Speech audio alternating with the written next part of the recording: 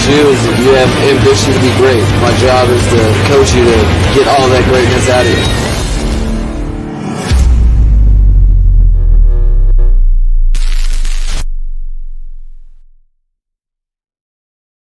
What is good, Fin Nation? What's good? It's your boy Reason, and we are back here for another one. Guys, if you are new to the channel, please subscribe as we make our way to 10K. And if you are live here, we already got about 100 people in the room. Smash that like button. All right, smash that like button. Guys, I hope everyone is having a fantastic week thus far. Obviously, as you all know, Tyreek's second episode actually came out today, and we're gonna go over it. It's actually way shorter than I thought, so I know where to start and I know where to end it. So we're just gonna go over that. We'll talk. There's plenty of things to talk about in that, and the death threat thing is unbelievable. That we're out here, people out here giving death threats over football players, football opinions. It's an unreal time we're living in. And these are the type of warriors I keep telling y'all about, that, they puff their chest out when they're behind when they got the Twitter fingers or they're behind a screen, but in person, none of these people would be saying any of that. So we'll talk about that. There's a lot of interesting things actually said in the pod. We're going to go over the majority of the pod because he clarified a lot of stuff. We'll talk about that. There's an interesting comments from former Minnesota Vikings GM Rick Spielman, and what's crazy is he basically says what I've been saying on air live on this channel for over a month now. And it's a conversation I told you guys I had privately with EM brought it to my attention, and I agreed with him 100%, 10%, and I've kept hammered in your guys' head over and over again that why can't this team be the 2021 Cincinnati Bengals in terms of success? And Rick Spielman went in depth of why he thinks the Dolphins might be that. So we'll go over that. On top of that, Josh Boyer, PFF also ranked the top 5. Sorry, I apologize. The top defensive coordinators in the NFL, and Josh Boyer was selected in the top 5. So we'll go over that. Omar Kelly came out with 2 recent articles showing polar opposites of each other. 10 reasons why the Dolphins will make the playoffs. 10 reasons why the Dolphins won't make the playoffs. So I want to go over that with you guys. Maurice Jones Drew had some really good things to say about our backfield. So we'll talk a little bit about that. But really what I wanted to start off with today, and I guess we'll start it off as a little bit of a rant. You guys know I love doing these. Again, smash the like button, subscribe if you're new. When the season comes back around, those who have been around know last year we introduced the Jabroni of the week, and thank you to Jabroni Brisket. I mean, that term Jabroni Brisket started on this channel, all right, well before Big O and stuff like that came onto the YouTube platform. That started here, and with that we started the Jabroni of the week last year. So we'll bring that back. That's usually where the rants go with, but people love them, so we'll keep doing them. But what I'm going to talk about today is someone who I thought I would actually never kind of rant negatively about, but here we are. Jesse Davis was the Jabroni of the year, if you remember correctly. So Dan Orlovsky, a lot of people are making a big issue about Dan Orlovsky and what he said today. And you're probably wondering yourself, Reason, what in the blue hell are you talking about right now? And what I'm talking about is this, because I want to give my opinion on this whole scenario and situation. Dan Orlovsky, he came out with this list. It was Dan Orlovsky's top 5 quarterbacks, 25 or younger. Joe Burrow was at 1. Lamar was at 2. Herbert was at 3. Trevor Lawrence was at 4. And Mac Jones was at 5. And a lot of people were just flipping their lid over this. All right, here's where I sit with this. Trevor Lawrence should not be on this list to begin with. All right. Trevor Lawrence had a worse rookie season than Tua did on a 60% hip. If you want me to be quite frank with you, because the reason why Kyler Murray is not on this list, also why people are probably wondering, where's Kyler? It's because Kyler is going to be 25 by the time the league year starts. So that's why they're not putting Kyler Murray on this list. So if we're taking Kyler Murray out, there's a few changes I would make. I would actually put Burrow at 1 and Herbert at 2. And yes, I know Lamar has an MVP, but as a passer, we're talking about quarterbacks. Passing is the fundamental, all right? The fundamental job of the position. Sorry, I'm taking Justin Herbert as a passer right now. I'll take Justin Herbert at 2 because of his MVP. If you really want my honest opinion, I would put Tua at 3, but because of Lamar's, and because I think Lamar's body is going to break down, and I don't even think you'll see 32 in the NFL, all right? It's going to break down the same way Cam's body broke down.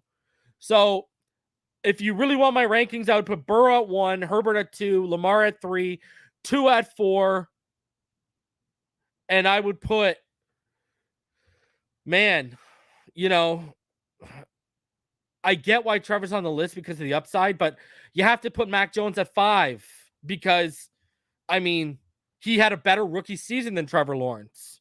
He's shown more at the pro level than Trevor Lawrence has. And I remember back in 2019 when me and EM got into this on TD Fins Talk, and then when we started this channel, we were warning people. What's crazy is if you think back at this, we were telling people in 2020 when in 2019 when they lost to Clemson. And then through 2020 when LSU won, right? We were telling people, yo, Lawrence he's not this great white hope that everyone makes him out to be. Now, I think he's got prototypical size. I think he's got the traits. But if you looked at him as a passer, especially with mechanically coming out of Clemson, he was very inaccurate. You know what I mean? Very inaccurate.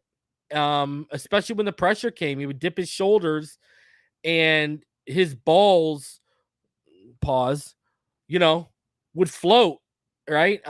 Because remember, shoulders, right? If you go by shoulders, that's, in terms of accuracy, you're talking about, height, depth. If you're going to by our head mechanics, that affects basically right to left. So shoulders, north to south, eyes, east to west, basically, right? And so when he would dip his shoulders, he would have serious mechanical issues.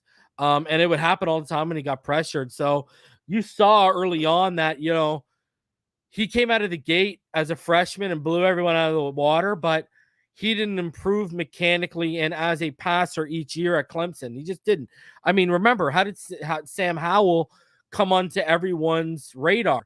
Because with Michael Carter, with Diami Brown, et cetera, with that supporting cast he had at UNC, Sam Howell as a freshman almost beat Trevor Lawrence as a sophomore. He lost by 1 point, right? And Trevor Lawrence, I don't buy the hype yet. I got to see more. It's going to be interesting to see what he turns on to Doug Peterson. But honestly, I would swap Lamar and Herbert, and then I would take Lawrence out, and I'd put Tua there at 4. Lawrence would be like 6 for me right now. Lawrence might even be 7. I might even have Davis Mills at 6. Davis Mills might even vie for 5, to be honest with you. When you see what he did and what he worked with, So, and Mac Jones is, I'd have Mac Jones or Davis Mills at 5. The thing that worries me about Mac Jones, and I said this, and this is not a Dolphin fan hating on the Patriots or whatever the case. I think we've got a pretty good gauge after his rookie season of what his ceiling is, right? You kind of had a gauge of his ceiling coming out.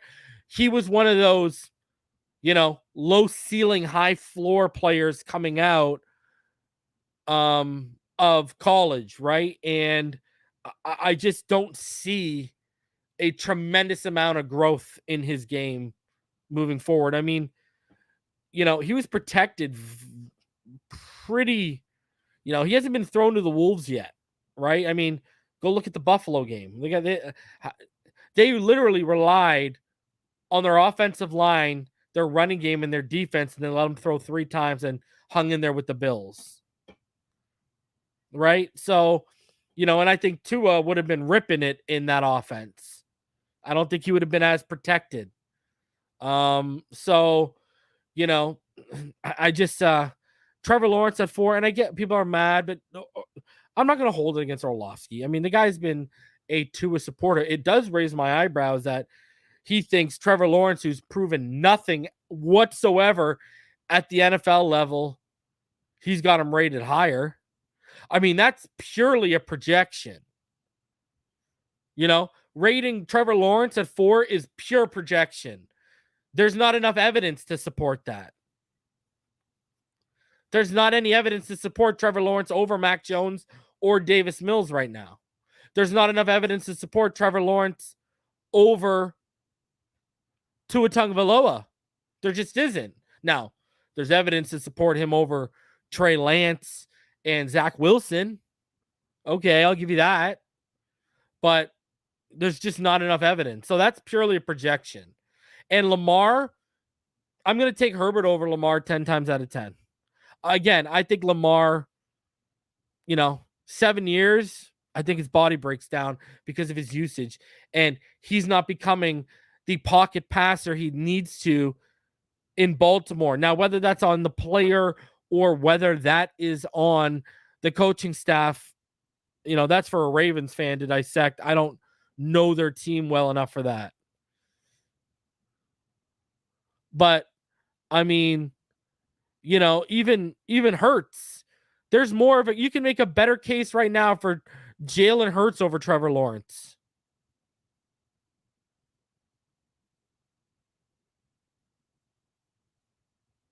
Like that's there's more evidence right now to support Jalen Hurts over him.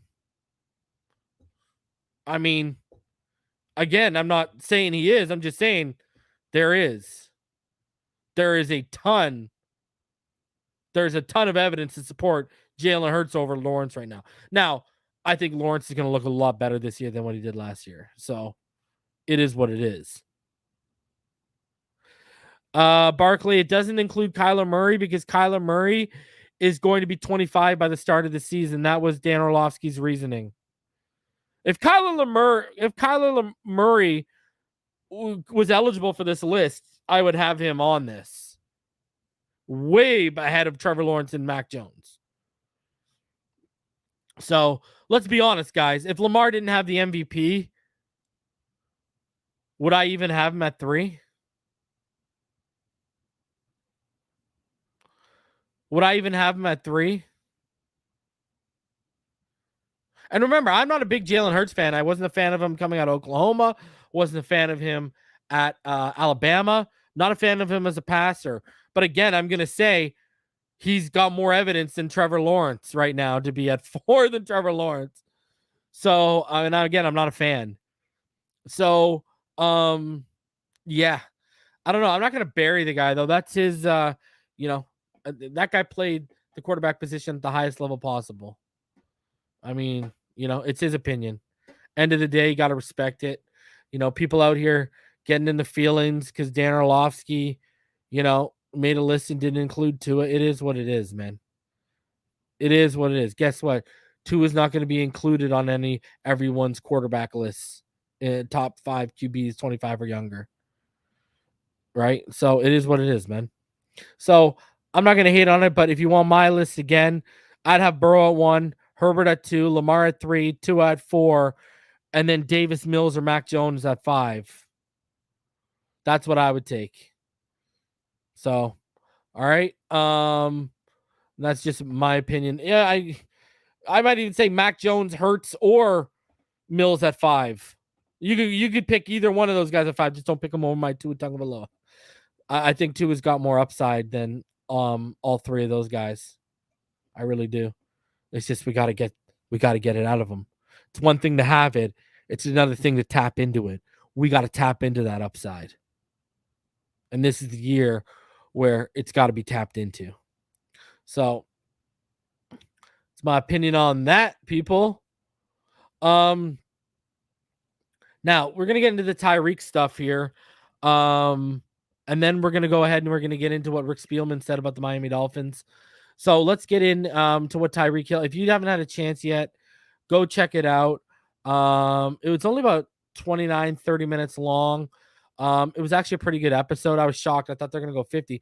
But this whole episode is in response to last week's pod and the reaction of it. So I'm going to go ahead. I'm going to bring it up here for you guys. All right.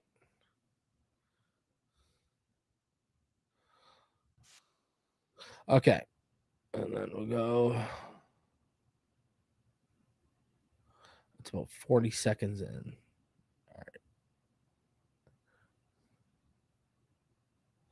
Man, we had a great first show, man. Guys, thank you for watching. Thank you for tuning in. Thank you for the comments. It's been great. But ever since then, man, like it went crazy, right? A lot has happened. It went crazy. It went crazy. You ran track. I even tweeted, this is what we would call a false start. A false start? When you see the snippets and the media went insane, they automatically jumped to a conclusion. Right. You didn't even answer. Right. I just asked a simple question, right? Right.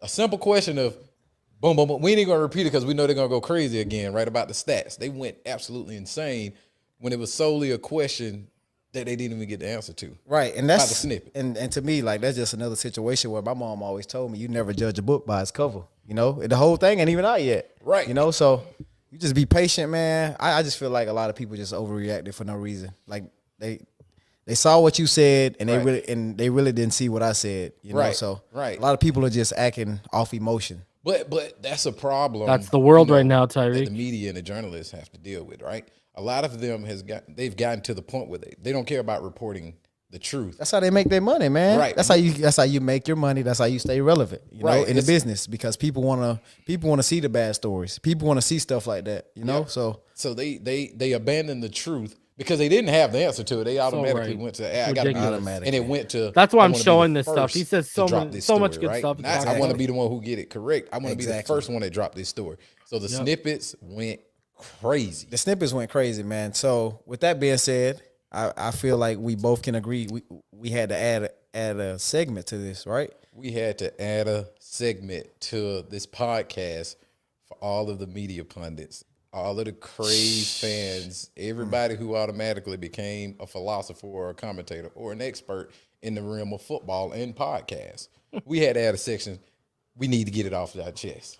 So for that purpose, you know, all the media, they went crazy, the crazed fans, the people jumping in our DMs talking crazy, right? Man, by the way, I got death threats. Crazy. From every social media that I own. Every social media account I own, I got death threats on. Insane. Which is ridiculous. Which I love it, you know. Right. I want you guys to realize this. He didn't even say, hey, I just got death threats on Twitter. He said, I got death threats on every social media platform I'm a part of. That is what we've come to on this. Like, this is why, you know, if you've been following this channel, you know I used to drag people. Pardon me. I used to drag people hard on Twitter, on here, wherever, for saying dumb stuff or stuff that was easily refutable, or just you could tell they didn't know what they're talking about. It's that casual mentality. I used to drag people. And, you know, and then one day I said, you know what? Why spend my time fighting the toxicity, fighting the idiocy, when I can use that time on either bettering my show or spending time with my family and being a better father, you know? And what he just said right there is exactly why. I mean, I've told my wife some of the things that get said to me on YouTube comments, on Twitter, whatever the case may be, and she's blown away.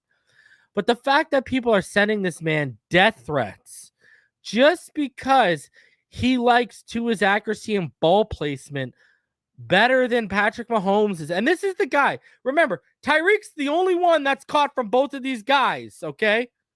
With this, and he's the only one that can formulate this opinion. But all of a sudden, people out here who think they know better, who probably never even played the game, are DMing him and threatening this guy's life. Like, that's what we've got to. I'll roll it back because I've seen a jump in who and the amount of people here. But listen to what he says here. Section, we need to get it off our chest. So for that purpose, all the media, they went crazy. The crazy fans, the people jumping in our DMs talking crazy, right? Man, by the way, I got death threats. Crazy. From every social media that I own. Every social media account I own, I got death threats on. Insane. Which is ridiculous. Which I love it, Right. I just I don't know. Sidebar. But look what he said. Every social media account I own. Crazy, right? Man, by the way, I got death threats. Crazy. From every social media that I own. Every social media account I own, I got death threats on. Like, that is so unbelievably ridiculous. That's what this has come to. It's gone from a level of toxicity with Tua and Tyreek catching strays because of Tua that now Tyreek's literally getting death threats over saying he likes one thing about Tua better than Mahomes as a passer, and now people are death threats. Like, it's absolutely disgusting, man. And I know the majority of them probably came from KC fans, and like, do you blame the guy for leaving if KC fans are saying this?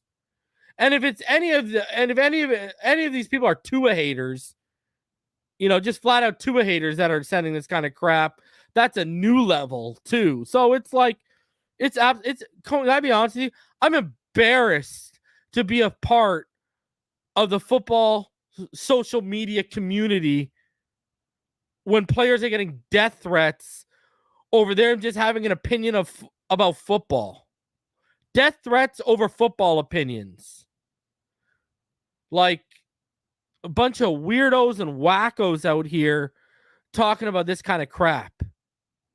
And again, I go back to it. You got the Twitter fingers and the keyboard warriors and the screen saviors, right? All these guys behind screens, they wouldn't say a goddamn thing to any one of us content creators they talk smack to face, or they wouldn't even, sure as hell, wouldn't say something to a jacked individual who could stomp you out and run circles around you in like under a second and a half in Tyreek Hill.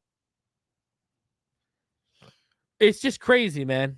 All this, again, and I've talked about it with this community, right? Where people fighting over Tua, fighting over Watson, fighting over Rosen. All this over opinions on players these people are never, ever going to meet or have any personal relationship to other than they wear the colors of their favorite team they root for. Like, that's fucked up. Pardon my French. But that is FUBAR. And it's embarrassing. And anyone who sends death threats to people over football opinions, you need to reevaluate your life and you need to get out there and touch some grass. You need to get in touch with reality real soon. Which is ridiculous. Which I love it, Right. I just... And I don't know. Sidebar, we read some of the craziest jokes. The black jokes what were funny to me. Like, I think next time we do the episode, we should do a competition on who had the corniest black joke. People, We've been black for years. Exactly. We've been dark skinned for years. We have heard every black joke there is in the book. There's no running from this. We right? can't run from it. This is not the 80s. This is not the 80s with the Mario Peebles or whoever else with the curly hair and the light skin. Black is in. Wesley killed that game in the 90s. He put us in. So the black jokes, I definitely think we should go in our DMs. I actually try to stay in the sun to get. Side note, quick reason story. Me and my wife went to Lion King on Broadway because I proposed to her in New York. So this is like years and years ago. This is like 2013. And we went out there and we went and saw Lion King on Broadway.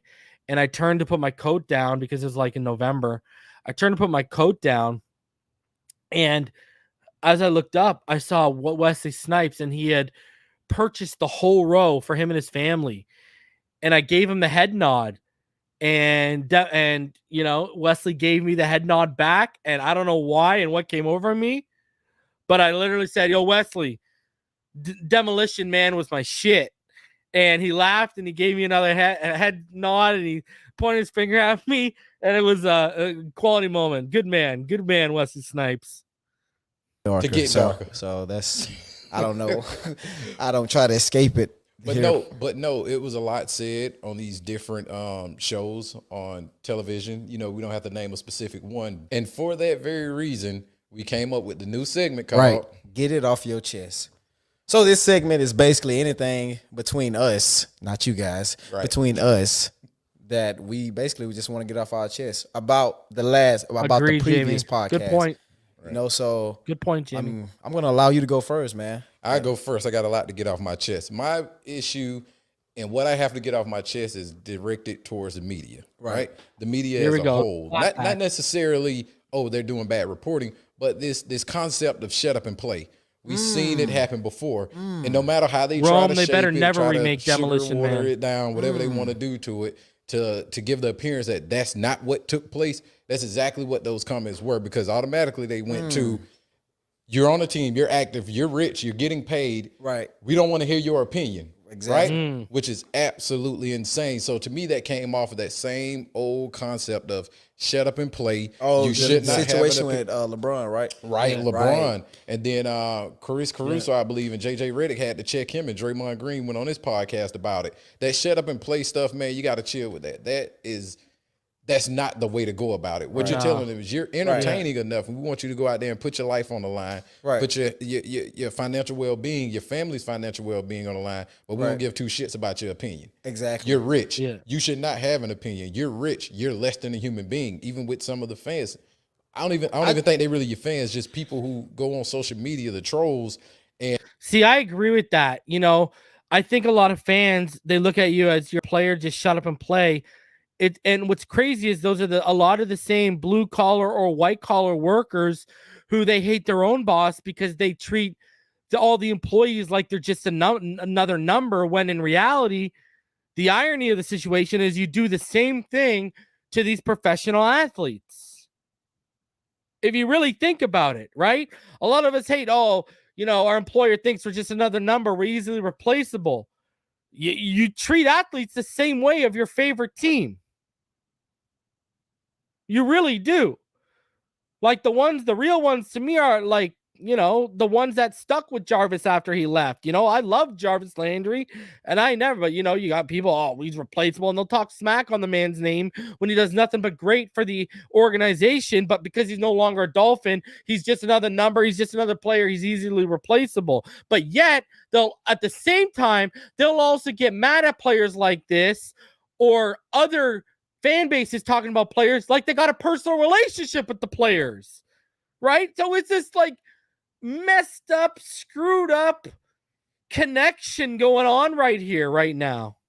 And let me make it clear, we're not afraid of trolls. We don't have a problem with it. We actually embrace it. So keep the comments and the slander coming. We enjoy it, right? Exactly. But to those people who feel like you're less than human, and then when you respond, they come back with, do the Dolphins know about this, right? So now they want to try to jeopardize your job, right? Exactly. And jeopardize your family. But they just don't know that's not jeopardizing anything. It's the same thing. Hey, man, I've had someone tag Richmond Webb. I've had someone, try to get Richmond Webb to drop me from the Finish Line podcast all the way back in the day, all because they didn't like me. People are out here, man. I've had someone create a Twitter account literally just to talk about my wife. Like, people are messed. People got real issues out here. Right.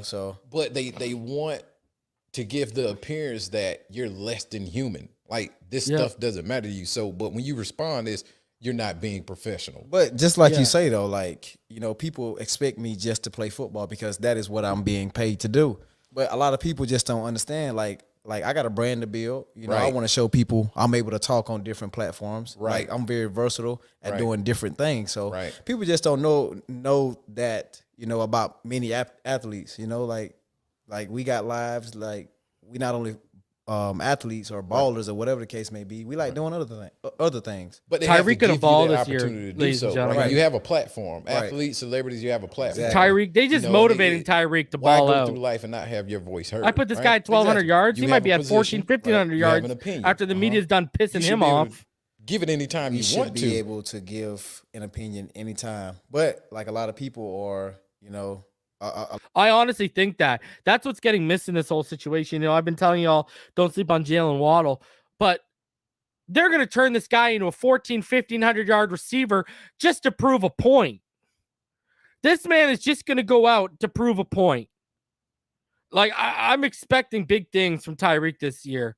Like, you keep pissing him off, keep motivating him, keep lighting the fire under him, because the Dolphins are just going to benefit from it. So let's go. A lot of people aren't in favor of that opinion, as you saw some of my last comments, right, about the whole Patrick and Tua thing, man, look, which is crazy, right? Like, we all know Patrick Mahomes is great. We know that, right? See, we know that he's great, right? But right now I'm going into a new season, right, with a new quarterback who's trying to head in the same direction as Patrick, right? And do great things and lead this team to a Super Bowl championship. Right. So who's also great. Who's also great in my opinion. He just in my opinion. He just doesn't have the accolades behind it. He just doesn't have the accolades of yet. Right. So there you go. He said literally what we've been saying the whole time. Everyone knows Mahomes is great. Tua wants to get to that level of greatness. He doesn't have the accolades right now. And I think he's great. He's just missing those accolades. What the hell is wrong with that? I mean, I believe in him.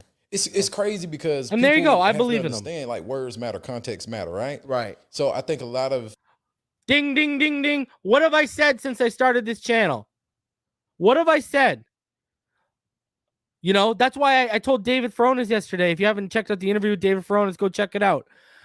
I hate when people try to label context as excuses. It's my biggest pet peeve in this community. And it's why I continue to say these Dolphin fans, a lot of these Dolphin fans out here, they don't know the meaning of the word context, let alone how to freaking spell it. Context matters. Context explains everything. What we discussed was taken out of context, right? They can put their spin on it, but again, it goes back to we want to have the juicy story, right? We want more clicks, we want more views on the story, not the podcast, but the journalists who write that stuff, as opposed to taking an opportunity to really read and look at the whole interview to get the context from it. Right. You weren't down in anybody. You was exactly. And what did I keep saying? I asked David about it. I kept saying it when we talked about it on the show here. They're acting like this guy's out here saying Tua's going to Canton and Mahomes isn't. When all he said was he raved about Mahomes' arm, but he just said, he prefers Tua's accuracy and ball placement. That's it. Solely giving your opinion. That's it. People have to understand the difference between opinion and fact. And facts. And also, I seen today that Robert Griffin III, RG3, he tweeted something about. He said I hated Lamar Jackson. Right. He basically just made him number 3 out of. I believe better than me. All Tyreek is doing is just putting confidence. I don't like him as a passer now. Which is all I'm doing. Explained this multiple times. Right. And you speaking your never once said I hated my him. opinion, man. I've had a chance to play with both of the guys. Use your ears. Patrick Listen. Is very accurate. But I just feel like going into my new season, I play with Tua now, dog.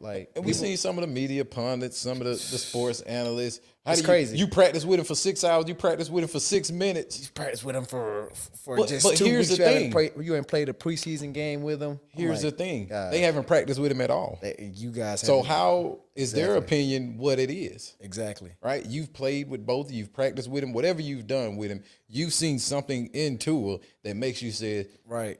Pat for the long ball, right? Tua for the accuracy. So what you're saying is, how does your opinion matter over Tyreek's opinion? Bingo. But that's what they want, right? I just don't get it. But they also either do I, Tyreek. That's why I kept saying this man's caught balls from these two guys. A lot of these people haven't even played the game and they're giving their opinion. This guy's the one superstar out here that's literally caught footballs from Mahomes, and he's the only one who can actually make a comparison. And I said, we're past the point of getting targets. We're past the point of building confidence. He's just being transparent and honest. But he never put down Patrick Mahomes. Have to understand on their platform that that's their opinion, but they got to understand that it's a large mass of people that take their. Exactly, Joseph. Let's go back to that. You brought it up. People seem to forget. I know it circulated a couple months ago, but Terrell Owens said it a long time ago. When Terrell Owens practiced with Tua at Alabama, when Jalen Hurts wasn't able, and they said, and all the teammates were telling me, "Oh, you gotta catch balls from Tua," and he ran out, and he only practiced with Tua for like 30, 40 minutes. And what did he do? He started comparing Tua to freaking Steve Young, and that Terrell Owens is like top 5, top 3 receivers of all time, people, all time. And he only practiced with him for 30, 40 minutes to start comparing him to Steve Young. Now, this was before the hip injury, obviously, but just saying.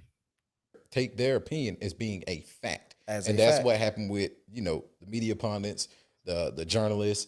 They automatically see that person's opinion. Exactly. And they take it as a fact. And now they have a biased perception of who you are and what you actually said. Exactly, man. So sports world, you see that? You see the way we can just sit here and just take your takes, listen to your opinions, and just say, that's their opinion. That's your opinion.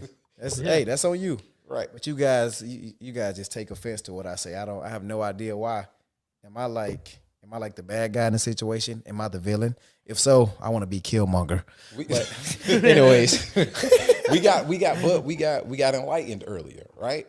We had a conversation with someone and we got enlightened, and it was, they don't hate you. Nah, they don't really hate me. They don't hate you. They love the time. It's just they love you. It's just we don't got a relationship. Bingo. So I just don't know. And if they had that relationship with you, if they cared to reach out and get that relationship with you, they would understand who you are and understand that was your opinion, right? As opposed to you need to make this guy the captain of our offense and go crazy. Him and Tua need to rock smoking the weed. seas. Yeah, you being facetious, but your suit was facetious. Come on, man. Yeah, I said it. Your suit was facetious, but whatever. That's just what I'm on. But that's my opinion. That's not a fact. Exactly. Right. Exactly. I can talk about Stephen A. Smith's suit, right? But that's my opinion because I don't like that sense of fashion, right? I don't have to wear it also, so I should probably shut up on that aspect, right? Yeah, that's what this man is spitting right now. Suit from big and tall. That's He walked in a full. Let me get that rug off the floor and make it into a suit. But that's our opinion. But that's our opinion, fact, man. Right? We hope he didn't go into, whatever store he went into. Whatever store he went in and got it from. He probably paid like $2 for that suit. I know it was expensive. I can't afford it. But the thing about me not being able to afford it, I personally wouldn't wear it. There you go. But that's my opinion. But that's your opinion. Based upon my experiences in life, right? Exactly. That's not it's not facts that his suit was ugly. Exactly. It's just an opinion held by a majority of the Americans. That is all. Killing me. But anyways, man, so is that all you got, man? That's all I needed to get off my chest, man. Understand the difference between a fact and an opinion. Stephen A. Smith, your suit is your suit. Wear your suit. I have no opinion on your suit. That was just to show you what an opinion is. That's not a fact. That's your sense of style. That's your sense of fashion. I have no say-so on what you wear, sir. He had on some bell-bottom shoes, too. Let me stop. But yeah, man, if that's it, do you got anything you need to get off your chest? Because you took a lot of flack. I took a lot of heat last week, man. I took a lot of heat. So since this podcast is welcome to Miami, Tyreek.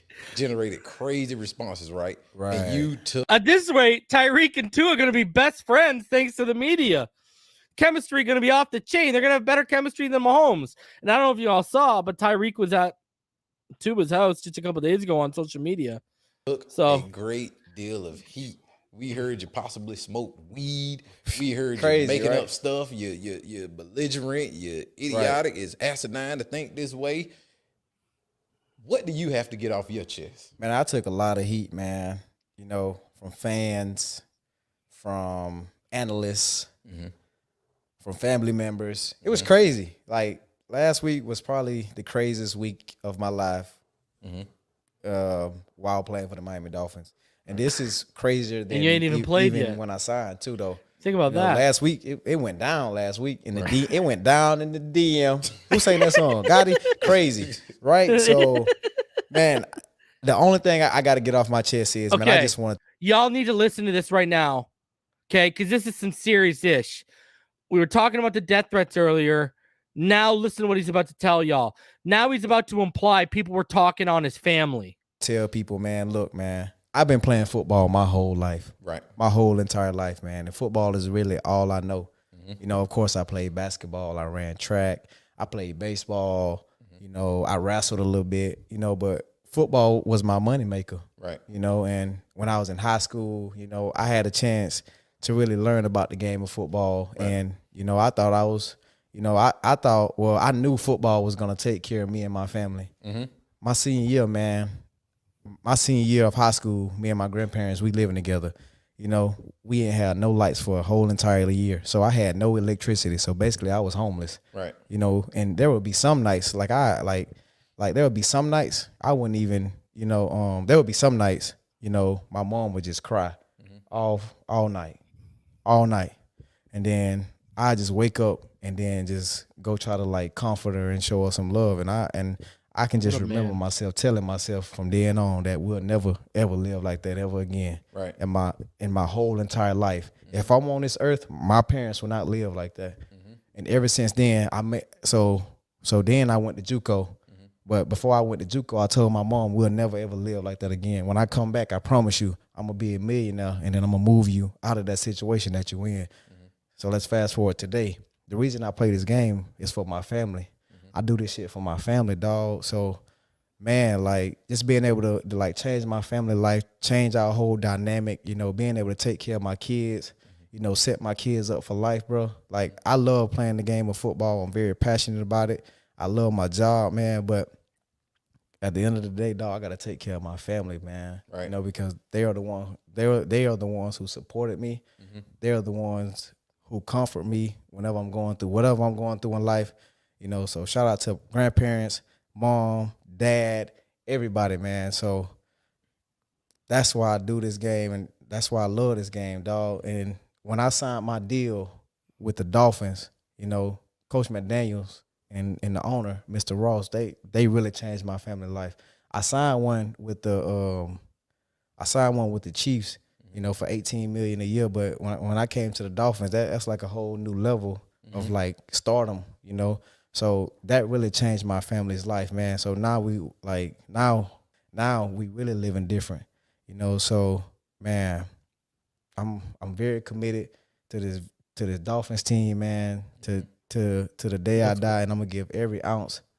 And like I'm here to win a championship, bro. So that's the only thing that I really got to get off my chest, bro. Like I do this for my family, bro. Like I know a lot of people say, he's selfish. Nah, bro. At the end of the day, I gotta look out for what's best for me, right? My kids, my parents, my grandparents, my girl, like all of that, man. Right. Like I it's tough. It's tough leaving a situation like we had in Kansas City. It's tough, bro. Right. Then you got 1-5, arguably the best quarterback in the league, top 2, and he not 2, bro. Like right. So I got premature. He's about to talk about people talking about his family here in a sec. But you see that. I mean, this guy is a born leader, natural leader. And now you hear what he's saying. He literally just called Mahomes the best quarterback in the league, guys. Then you got TK, Travis Kelce. Then you got one of the best head coaches in the league, bro. Right. You know, then the defense was balling last year doing their thing. And then the rest of the superstars on the offense, bro. So, like, it's tough to leave a situation like that, man. So, man, like, I'm just thinking 15 years from now. Right. 20 years from now, you know, like I know I'm not supposed to be living that far out, man, but I'm thinking about my kids' livelihood, man. Right. You know, I'm thinking about how I grew up. Yeah. How rough it wasn't rough, but it was tough. You know what I'm saying? So I'm thinking about my kids growing up, being able to do what they want to do. Right. Being able to go at whatever college they want to go to. Being able to go into whatever store they want to go in and say, hey, I want this. Right. You know, because as a kid, that was a dream for me, and I got 4 beautiful kids, and I'm here for them. Right. You know, I do. What this a fantastic for them, human being. You know, and then when I'm on that football field playing hard, he's honestly becoming one of my favorite players on this team. And then I'm doing it for this organization, man. So I'm gonna go hard to the day I die, and that's all I gotta say, man. So if anybody want to give me heat for doing what's best for me and my family, then go ahead and give me heat, baby. But I want to clarify but just know this. Right here, keep my listen. kids' name out y'all mouth, dog. Like y'all can talk trash to me all day. Y'all can say what yada yada, death threat to Mr. Cheetah, whatever you want to say to Mr. Cheetah. Y'all can do that. But please, man, just keep my family off limits, man. 'Cause that's all I ask. That's all I ask. You know, and the rest is history. Can you believe that? Can you believe Tyreek is literally not pleading, but he's telling people openly, just keep my family's name out of your mouth. And you could tell he was talking about not only the Mahomes Tua thing, but also because of the deal he got in Miami, right? That's why he set up and laid out his history, growing up, and why he laid out how he does it for his family to set that one piece up. So we got people making death threats. We got people clearly talking about his family. Like, people need to relax. Again, go outside, touch grass, be better. I just want to clarify a point because they're gonna take it and say, "Oh, he's being a hypocrite." In the first episode, he said it wasn't about the money, but they have to understand, as you stated in the episode, and so many people chose to overlook, it was a series of events and the situations that took place that led you to that decision to say, and he's gonna open up. Drew. Remember, off the first episode, I said he wasn't taking shots at Andy Reid or Patrick Mahomes. It sounded like he was kind of taking shots at the GM. Well, now he's going to clarify. Listen, the trade, and of course the Chiefs approved it. Exactly. And then it went from there. And then at that point, it became, who's going to put me in the best financial position? Exactly. So it started with it was a snowball effect. It was the perfect storm, right? Exactly. I got this issue, this issue, this issue. I was a great teammate. I didn't go to the media complaining. That's what I don't do. We didn't go out there complaining about how I felt about, whether or not I was utilized properly. That's what I don't do. We didn't go out there and go complain about touches. Nope. I didn't even go to the head office and make complaints about it. Nope. I kept my head down. I did my thing as number 10 on the field. Right. As a part of the Chiefs organizations, I balled out. We had great memories, right? Right. Great memories. But when it came to a signing or renewing that deal, it just, the respect, in my opinion, wasn't there. Not the respect for you as a human being. But I just think it's just one of them situations where, like, Brett Veach ain't draft me. Like, and it's me just being completely honest. Right. Like, Brett Veach he ain't bring me in. Right. Like, I was before him. Right. John Dorsey, I feel like, is the one that vetted for me, because when the first time I went and visit the Chiefs, I had on a yellow collar shirt, and I had on some brown, khakis. And the first guy I met was John Dorsey, right?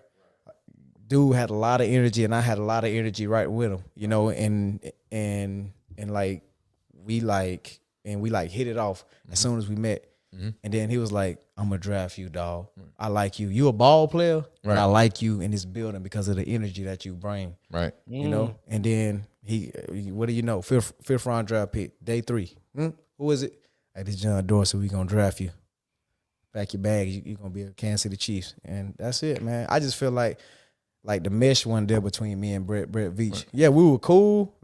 Cool. Hey, what's up, Brett Veach? But it wasn't like one of them situations like, hey, me and JD had. You know what I'm saying? Right. So, yeah, I just think it was just one of them situations, man. But I want people to be clear. This is not a bad blood situation. It was nah.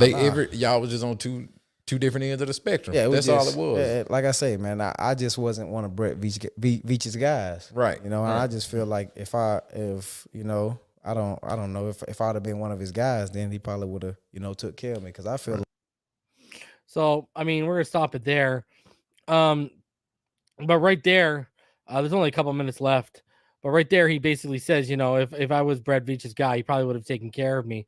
But a lot to unpack from that whole thing. Again, over almost 450 of you in the room. Smash that like button, subscribe if you're new. Again, death threats and coming at someone's family over them getting traded because internally it wasn't working out, and then them getting paid, or because they like the accuracy of their new quarterback better than their old quarterback, is utterly ridiculous. Again, people are just motivating this guy. You're just lighting the fire under Tyreek's ass, and he's going to blow up this year. And, I thought we were going to be looking at a 1,200-yard season. This guy pulls off 1,500 yards. I wouldn't be surprised. Y'all have motivated this man. And as Dolphin fans, you guys are trash with how you've gone about it. but in the end, we might reap the rewards of it. But it's a trashy way to go about addressing a man over football opinions and the business side of football. Unbelievable. So just an embarrassment to the football community on social media that people are out here doing that kind of stuff, man. Honestly, embarrassing. But let's move on from that. I hope you guys enjoyed it. Go check out his podcast. It was absolutely fantastic. PFF put out an interesting article, and it talked about something that I've been talking about on this channel for quite some time, stemming from a conversation I had with EM Dolphin fan privately. And basically, the question was asked, who could be this year's Cincinnati Bengals? Current, former NFL executives weigh in. So the Cincinnati Bengals 2021 season, like that of 30 other NFL teams, ultimately ended in disappointment.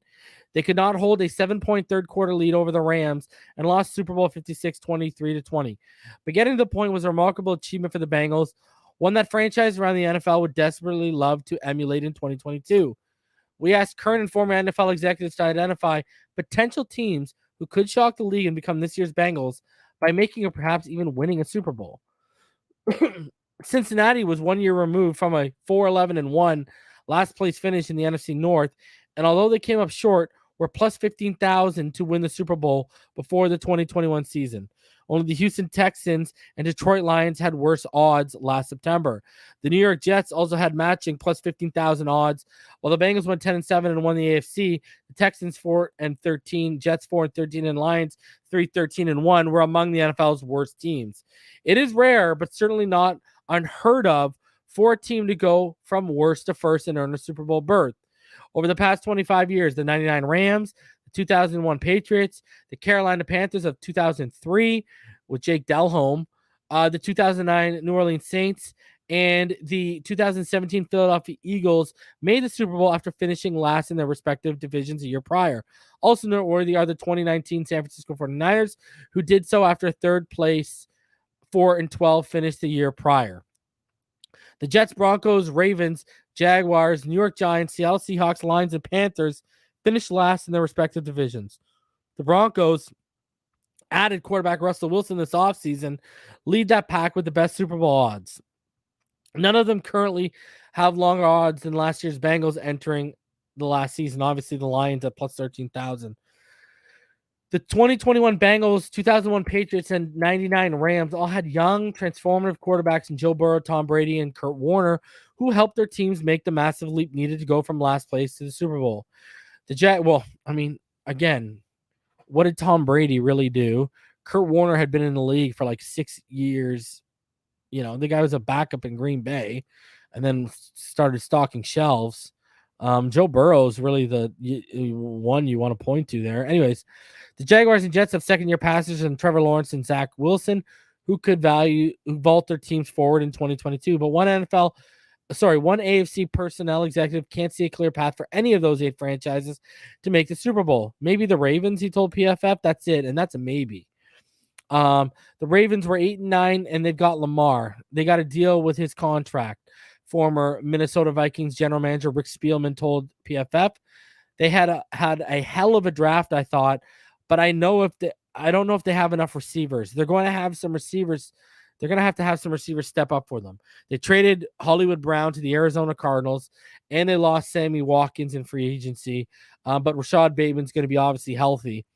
Looking elsewhere, the Broncos finished last in the division, and they've obviously upgraded from Teddy Bridgewater and Drew Lock. And Spielman said they're playing in one of the toughest divisions, if not the toughest division in the NFL, and they got a new coach, first-time head coach, but Russell Wilson, that's why they traded for him. An NFC Pro personnel executive didn't know if the Broncos belong in this exercise, since it wouldn't be a shock to see them contend. Denver was the worst in the division, but weren't a bad team like the 2020 Bengals. I have to go with Jacksonville, the Jets, but I thought Cincinnati at this time last year was better than both of them. The Jaguars had a massive overhaul on defense in the offseason, just like Cincy had. They had the number 1 overall drafted quarterback like Cincy had, and I don't think Jacksonville has the offensive firepower despite adding some. And Jacksonville has some O-line questions just like Cincy. I think any of the teams that had rookie quarterbacks last year could be this year's Bengals if the QB takes a big leap. An NFC Analytics executive told PFF the AFC South is wide open for Jacksonville. The Jaguars also made a big move in adding Super Bowl champion head coach Doug Peterson, who took the Eagles from worst to first from 2016 to 2017. Jacksonville, even though they had an experienced coach and they put a lot of money into that team, they overpaid for a lot of guys, Christian Kirk, that just to get them there, I believe, Spielman said. Lawrence should take a step, but I don't know if he's ready. I don't know if he's ready if they're going to make that big of a jump.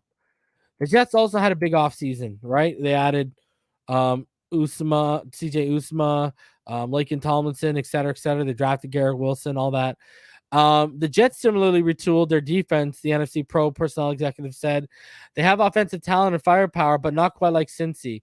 I just don't see Zach Wilson making that big step to allow the worst to first jump, and that division is going to be brutal for them, and I agree.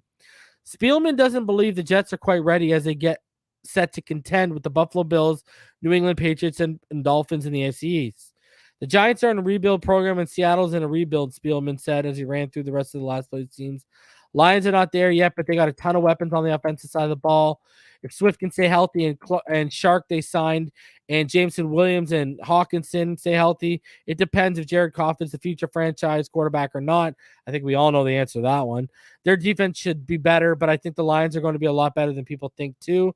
Then the Panthers, I know with the quarterback dilemma and a lot going on down there. Spielman and former Jets general manager Mike Tannenbaum, who co-founded the 33rd Team website, went outside a box for their top choices to make deep runs in 2022. Tannenbaum picked the Los Angeles Chargers, who missed the 2021 playoffs with a 9-8 record in the third place finish in the AFC West. I feel like they attacked their weaknesses, Tannenbaum said. If you think about the offensive line, Zion Johnson, I think he'll do a really good job fortifying the line. I mean, they had a top 15 line last year. What are we talking about? And then on the other side of the ball, when you think about what they can do offensively, if they have the lead in the fourth quarter, Khalil Mack can hopefully help close out those games opposite Joey Bosa. And then J.C. Jackson is a guy. He's getting burned by Josh Palmer. I don't know if people are seeing that. It was either Guyton or Palmer were burning J.C. at OTAs. And I'm assuming that Derwin James is going to be healthy. So when I think about both sides of the ball, I think they got better. I was encouraged by last year. I was very impressed with Brandon Staley. And I think defensively, they also added guys like Sebastian Joseph Day. Like the run defense wasn't good enough. So I think it's a couple things. A guy like Asante Samuel having another year with them. Derwin James, I think, is going to be fascinating to see what Brandon Staley can do with them. If he's healthy for 17 games. I think it's a little bit of a transition for the head coach, but I think it's more fundamentally of them attacking their weaknesses. Spielman also believes the Chargers have a legitimate chance to be a Super Bowl contender, but here's where it gets interesting for us.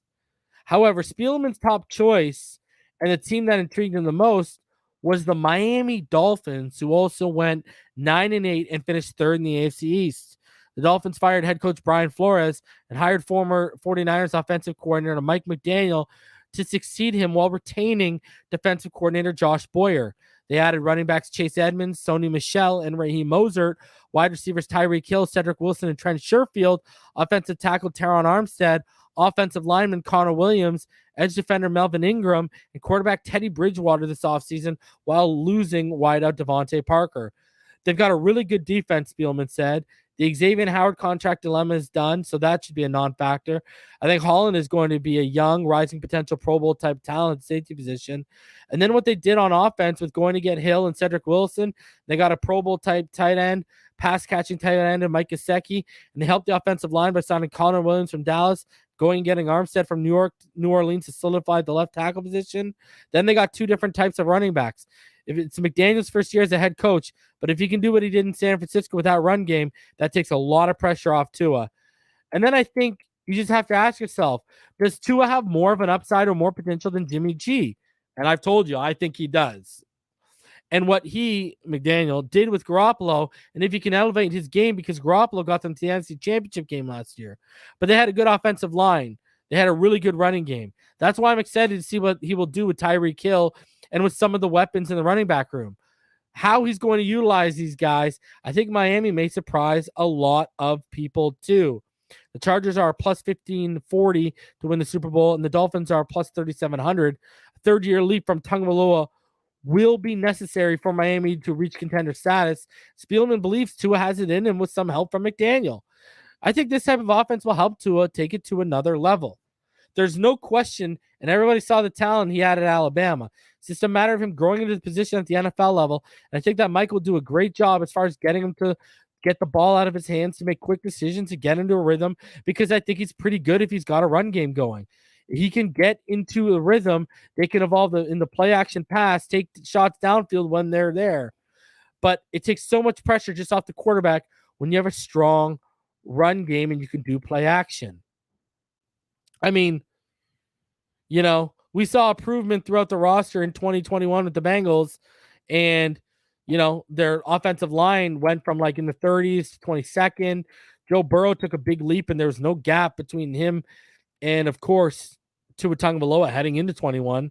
Jamar Chase allowed T. Higgins to become the best number 2 and Tyler Boyd to become the best number 3, which Tyreek is allowing.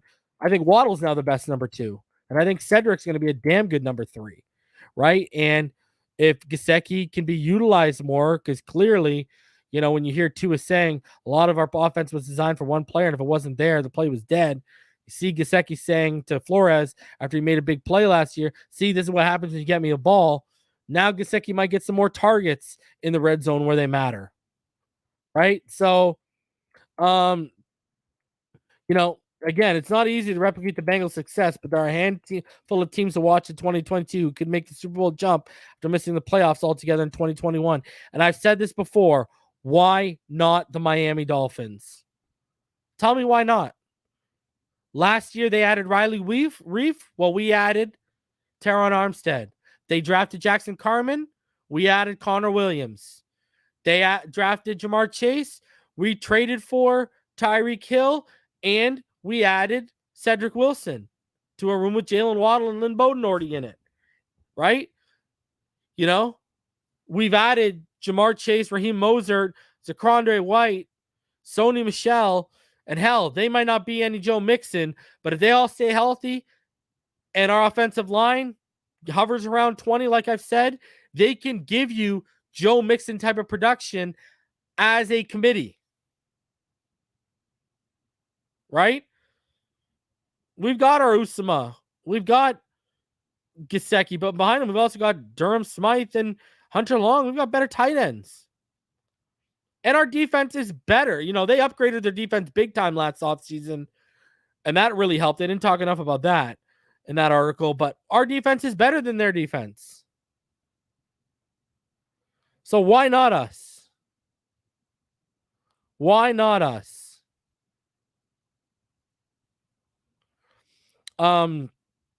Also interesting from PFF, and it's got to be talked about. They ranked the NFL's best defensive play callers ahead of the 2022 season.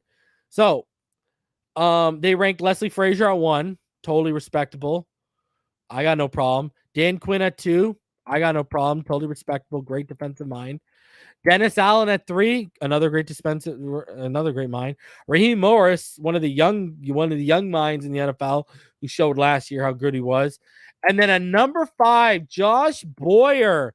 New Dolphins head coach Mike McDaniel retained Boyer, and for good reason. Despite an offense that did it no favors in 2021, Miami's defense helped the team overcome a 1-7 record to finish 9-8 in a campaign that gave way to breakout players such as interior defender Christian Wilkins, who ranked 3rd in the NFL and war at his position, and safety Javon Holland, the 9th most valuable rookie in the NFL. Don't forget my boy Jalen Phillips over here, baby.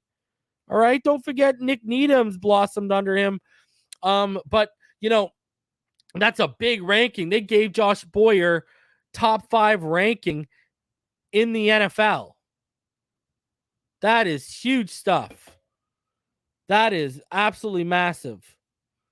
The respect that they're showing Josh Boyer by giving him top 5 status, unreal.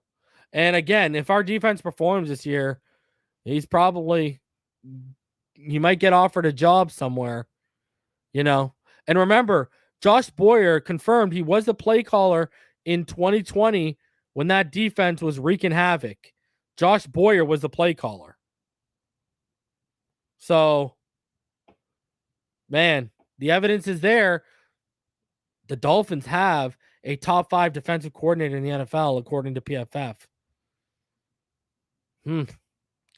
All right. Interesting stuff here. I got 2 articles from Omar Kelly. They're polar opposites of each other. Basically, 10 reasons why the Dolphins should be playoff bound in 2020 and 10 reasons why the Dolphins could fall short of the playoffs in 2020. And then I want to show you guys Maurice Jones had some really good stuff to say about the Dolphins backfield. So let's start off with the most, we'll go in chronological order. So his first article was 10 reasons the Dolphins should be playoff bound in 2022. Miami Dolphins have qualified for the playoffs twice this decade and own the NFL's second longest drought when it comes to producing a playoff win. The Dolphins haven't done that since 2001, and that 21-year shutout is only exceeded by the Detroit Lions' 30-year drought. But this could be the year the forever rebuilding, reloading, retooling Dolphins turn the tide on the franchise's 2 decades of futility, because Miami's roster is stacked with talent, some depth, and a handful of playmakers who will be led by a new coaching staff, one that was propagated from one of the hottest coaching trees in the NFL. Here are 10 things that could help the Dolphins make the playoffs in 2022. Number 1, Coach Mike McDaniel and his staff bring balance to the offense. The Dolphins, who average a dismal 92.2 rushing yards per game and 3.5 yards per attempt, and also were the worst in the NFL after contact, haven't had an effective rushing attack since 2016 season, which was the last time the Dolphins qualified for the postseason. It was also the unicorn line when we had Tunsil, Brandon Albert, Pouncey, etc., etc. Running the ball effectively comes down to 3 things: a forceful offensive line, which Miami hopes they achieve by signing Teron Armstead and Connor Williams, a commitment to calling run plays, and a talented stable of tailbacks, which the Dolphins seemingly have after adding Chase Edmonds, Jaheim Mostert, and Sony Michel this offseason. I agree. We should see a massive uptick. Miami's young and troublesome offensive line gets fixed. This is the big one. This should have been number 1 on the list, Omar. The Dolphins have poured a ton of resources via free agency, draft picks, and trades into building the offensive line the past 4 seasons. The hope is that last year's issues were a result of lackluster coaching and not poor talent evaluation. Miami needs Armstead, a 3-time Pro Bowl selection, to be a pillar of granite at left tackle, and for Liam Eichenberg, Robert Hunt, Austin Jackson, Solomon Kinley, Michael Dean, and Greg Little to clean up their technique issues and get in better shape. Well, Robert Hunt, we're asking to keep going on your trajectory. All those other guys, yes, we are asking for better technique. Miami's defensive line will be a force again this season, which I do agree with. The Dolphins have been one of the most successful teams at applying pressure the past 2 seasons, and it's not just the zero blitz technique that is dialing up the heat applied to opposing quarterbacks. Ogba, Wilkins, Seiler are all blossoming as young starters, and Jalen Phillips, who set a franchise record for sacks as a rookie, has a talent and work ethic to become a force in year 2. I told y'all, that guy's going to become a top 5 edge rusher by year 3, year 4. Mark it. Josh Boyer proves it wasn't Brian Flores is pulling the strings on defense. I mean, yep, you gotta justify that top 5 ranking on PFF, Boyer, and this is your year. And I've said McDaniel set it up smartly. He said, all right, I'm not going to tinker with it. I'll add to it. I'll add depth. I'll make it better. I'll keep everyone in place. So if that falters, everyone knows who to point the finger at. It won't be me. There are claims that Boyer, Miami's defensive coordinator, had his game plan and play calling responsibilities taken away from him before Miami Dolphins eventually tightened the screws after a 1-7 start last year. Whether that's fact or fiction will never be known for sure, but how the Dolphins start 2022 will be a huge indicator. It will likely show us whether Flores, the team's former head coach, was really pulling the strings when the defense got its act together last season. Yep, when the bullets start flying, baby. Tyreek Hill, Jalen Waddle, and Mike Gesicki become one of the NFL's most dangerous trios. They should. Hill, Waddle, and Gesicki are unquestionable among the top 10 fastest players at their respective position. That's why the Dolphins need to ensure the offense puts this trio in position to touch the ball at least 5 times a game each, and uses the run game to force teams to make decisions about who to double and how many defenders to put in the box. The hope is that the attention Hill draws will open up the field for everyone else. Another reason, Tua Tagovailoa becomes the NFL's most accurate quarterback in 2022. Tagovailoa held that crown for a couple of weeks last year before his late season struggles led to a 4th place finish in 2022. His 67.8% completion rate was the 2nd best in franchise history, just shy of the team record of 68.5 by Ryan Fitzpatrick in 2020. The offensive line improves, the run game becomes more effective, and Miami's top shelf receivers have a healthy season. Tagovailoa should be among the NFL's most accurate passers because of his ability to hit players in stride and his upper echelon pocket presence. Oh my God. Don't say that on the Tyreek Hill podcast. You might get death threats, Omar. Javon Holland, Brandon Jones, and Eric Rowe helped Miami's secondary become one of the NFL stingiest. The Dolphins' secondary has been the strength of the team for the past 2 years. And the addition of Javon Holland and the development of Brandon Jones has given the safety play a painful bite. Holland was that good as a rookie last season. Just imagine how good he'll be when the game starts slowing down for him. Jones has shown a knack for making big plays, but he needs to be more reliable in coverage. I agree with that. Rowe needs to get back to locking down tight ends like he did in 2021. Yep, or Verone McKinley takes his job. Miami special teams unit will rebound from last year's struggles. I agree. Danny Crossman got off pretty clean last year. Every aspect of Miami's special team performance was lacking in 2021 and didn't meet the team's standards. Jason Sanders missed a career-high 8 field goals and 1 extra point last season. Thomas Morstead, a 14-year veteran, should outshine Michael Pilardi, the punter he replaced. And the hope is that Miami's return game and coverage unit will become more consistent a season after the team's 2021 struggles. Xavier Howard will lead the NFL in interceptions again. Howard, a 3-time Pro Bowl selection, has led the NFL in interceptions since he entered the league in 2016, and that trend hopefully continues in 2022. Last year, he recorded 7 takeaways, which included 3 in the fourth quarter, and they all affected the outcome of the game favorably for the Dolphins. The Dolphins have been a top 8 secondary for the past 2 years, and Miami needs Howard to lock down the opposition's best receivers to maintain that standing. And then, finally, the Dolphins will have a relatively healthy season. Injuries are a part of football, which is the most physical of all professional sports. That is why every team loses about half a dozen starters or key reserves for 6 or more games a season. What Miami can't do is lose too many key players. Howard, Hill, Waddle, Ogba, Tagovailoa, Gesicki, Jones, Armstead, Jerome Baker, or Holland, whose performances usually directly affects the outcome of games because replacements or backups fall short of the standard. So I actually agree with a lot of what he said there. I just would put a more emphasis on that offensive line. I'd put a lot more emphasis on that offensive line. Believe you me.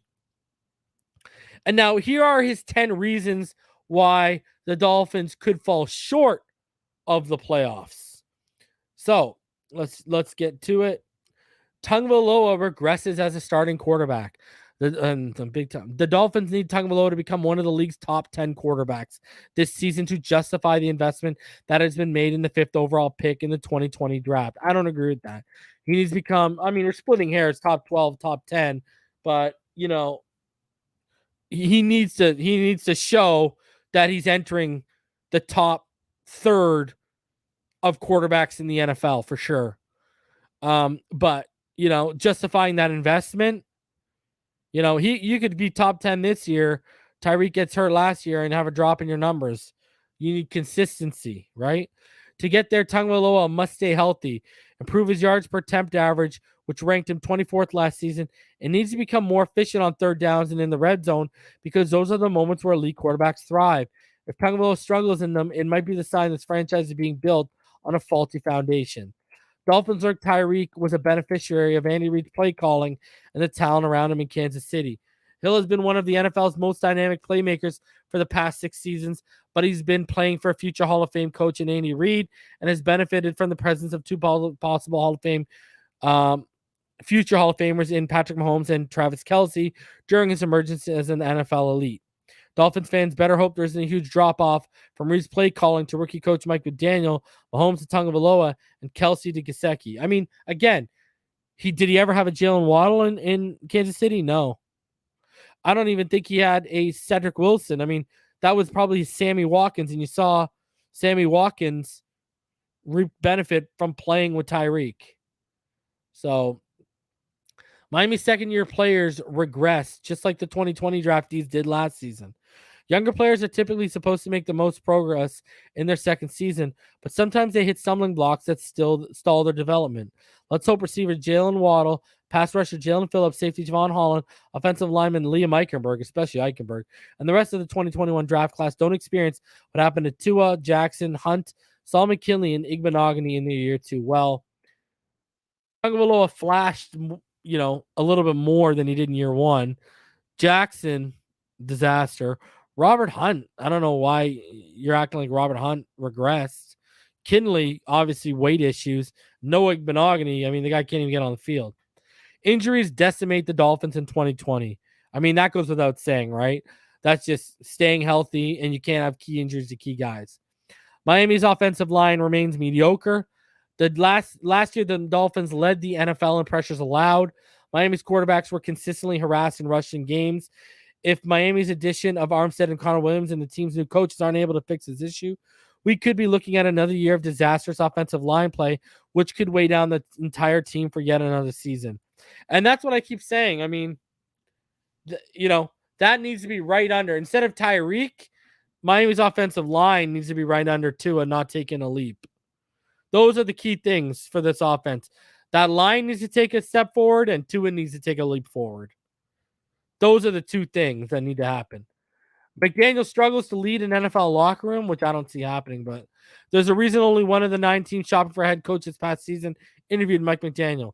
Most organizations didn't feel the 39-year-old who served as the 49ers OC for one season was ready to become a head coach.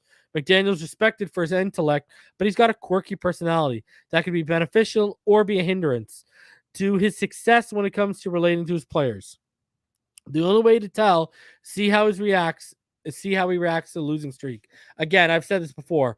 Mike McDaniel will see a lot, and he'll tell us a lot as a coach when the bullets start flying for him and when he's got to deal with a ton of adversity. The Dolphins' new offense experienced growing pains. This is a quiet one, too. This could be an issue, especially if it takes 6-7 weeks. Adjusting to change is often difficult, so expecting the Dolphins' offense to click on all cylinders early in the season while installing an entirely new offense is unrealistic because of all the variables. Coaching staffs typically need time to learn the strengths and weaknesses of their players. But what happens if it takes Miami's offense half a season to find their identity in this play-action-based offense, or even longer to find a groove? That could lead to some early struggles that might apply unwelcome pressure to other areas of the team. Josh Boyer can't get Miami's blitzing defense to work properly. Only the Tampa Bay Buccaneers had a higher blitz percentage than the Dolphins last year, 40.8% to 39.6%, and it led to a league-leading 77 quarterback knockdowns and 48 sacks, which tied Miami for 5th place in 2022. The year before that, the Dolphins ranked 2nd in blitz percentage at 40.8, 17th in knockdowns, 54, and 10th in sacks with 41. It will be interesting to see which level of efficiency Boyer unit brings in year 3 of his leadership, which will be his first without former head coach Brian Flores. I said, you're going to see a lot of that cover zone stuff. You're going to see a lot of cover 1. You're going to see the ruby and the diamond stuff. Not much is going to change. You're going to see a lot.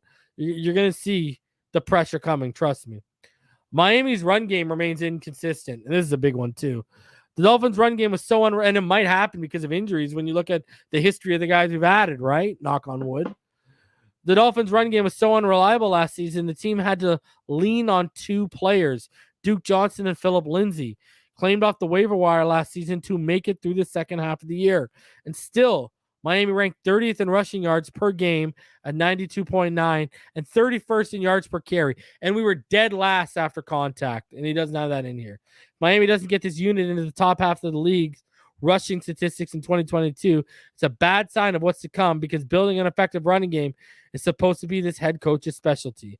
Again, that run game is only going to go as far as that offensive line takes them. Miami's linebackers get exposed for the shortcomings.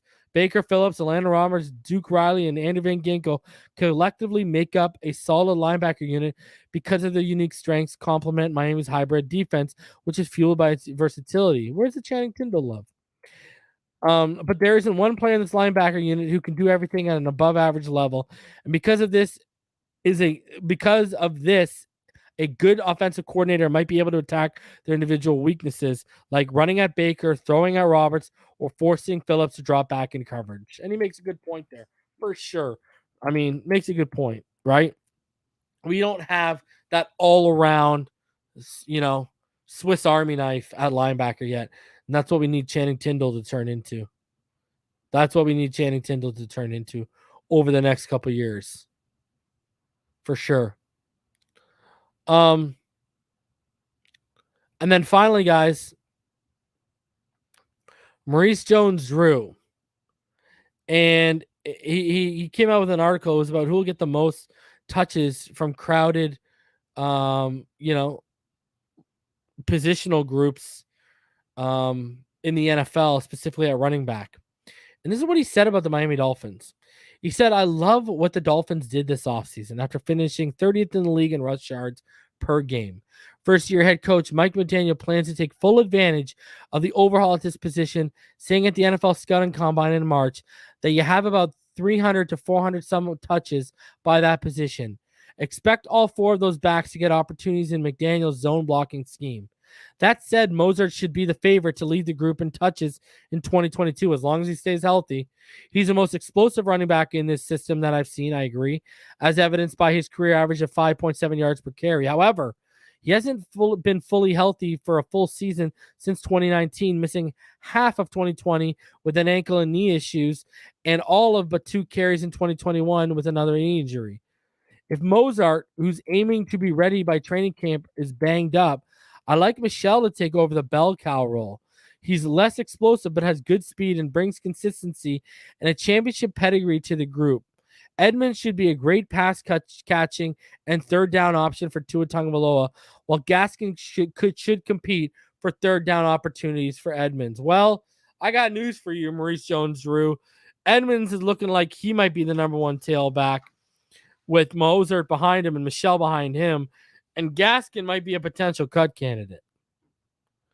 So, and Ingold is going to get his carries too. Gaskin ain't going to get looks over Ingold. I'm going to tell you this right now. Gaskin is in a bad way with how this is shaping up. And I mean, you could tell Maurice Jones Drew is just looking at the depth chart here, because if he wasn't, he would know that homie Zacondre White is a real threat right now to come out here and take some and potentially take RB4 if they go with 4 running backs. So it is what it is, man. Kind of crazy that, see, I always do respect the opinions of people who played the position that they're talking about. And I was a big Maurice Jones Drew fan when he played the game. So to hear him like with the committee we put together and the projection of it under Mike McDaniel, love hearing that, baby.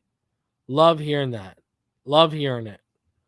So, man, it is shaping up to be an exciting season. I mean, check your pulse, baby.